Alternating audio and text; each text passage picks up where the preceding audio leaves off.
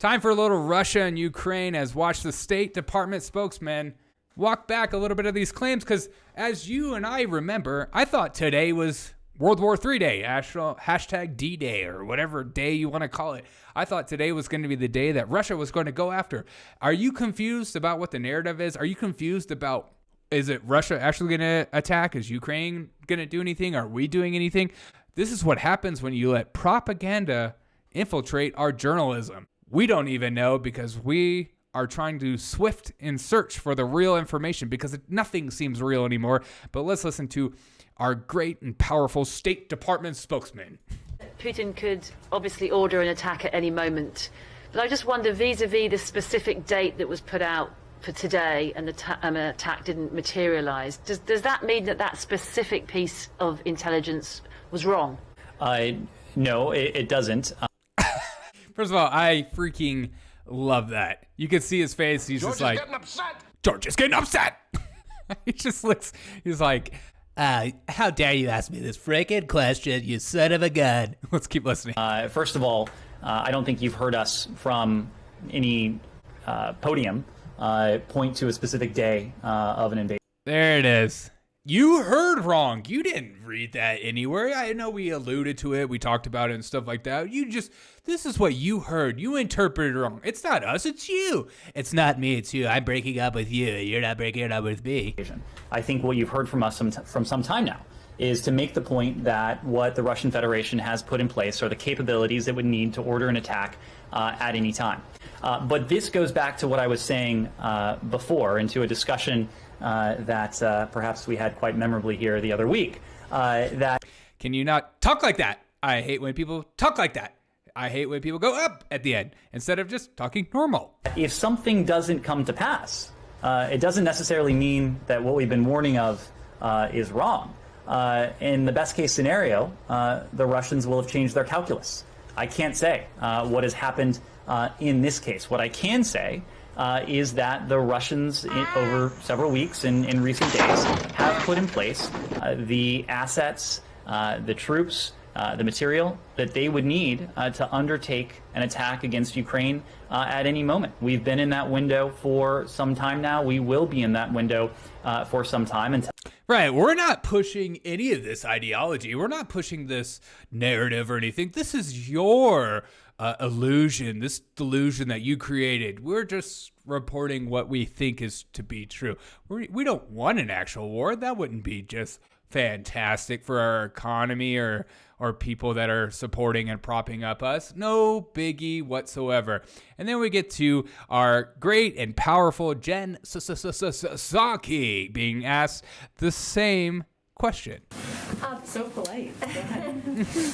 Secretary of State Blinken today said that he has seen evidence that Vladimir Putin is actually moving critical military assets toward the border with Ukraine and not away from the border, as Putin has claimed. So does the administration believe that Putin is actually escalating this crisis in real time?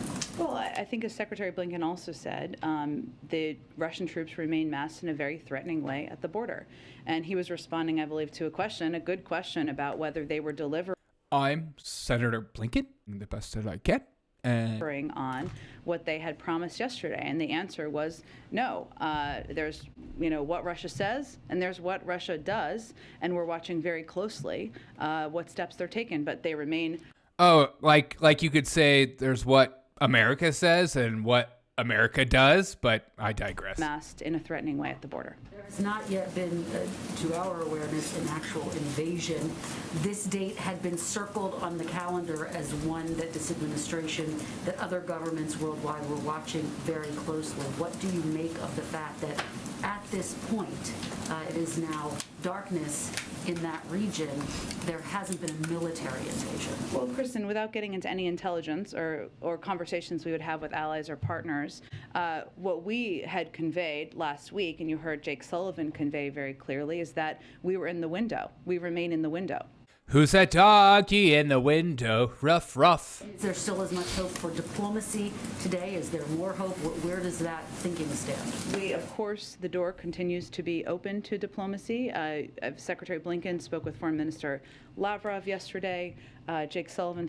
Blah, blah, blah, nothing. They don't know what's actually happening because they don't know what propaganda to push up right now. As I go to AntiWar.com, Putin says Russia doesn't want war, ready to continue negotiations. On Tuesday, Russian President Vladimir Putin said Moscow doesn't want war and is prepared to continue negotiations with the United States and NATO on missile deployments and other security issues. We're ready to work further together. We're ready to go down to negotiations track.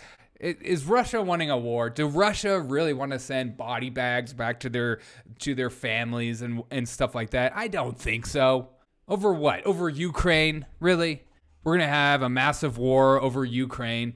Amid the heightened tensions over Ukraine, the U.S. and Russia have maintained close contact. In response to Russia's security proposals, the U.S. presented Moscow with serious offers for arms control. One of Putin's main concerns is that U.S. and NATO might try to deploy missiles to Ukraine that target Russian territory. In a speech on Tuesday, President Biden reaffirmed that there are no plans to do so. Neither of the United States or NATO have missiles in Ukraine. We do not have plans to put them there as well. Let me know your thoughts on this whole Ukraine-Russia situation because this is what I believe. This is kind of my thought process. This responsible statecraft. We won't get fooled again. Gen Z all done with old rationales for war. And I think a lot of us are. We're just done listening to you. Weapons of mass destruction, there's this, there's that. We have to go to war. We have to be in this situation. We have to worry about what's going on as there's still a war in Yemen and stuff like that. We have to. Why? We're done. We have inflation like never before. That is just astronomical. Our government is spending like insane amount of money. We have a housing epidemic. We're still in COVID information. What's right? What's wrong? I don't know. You don't know. Mandates are still, people in New York just got fired from their job for not following through on a vaccine mandate. There's just so much unrest in this country. And you want us to go and fight somebody else's war? Let me know your thoughts. That's just insane.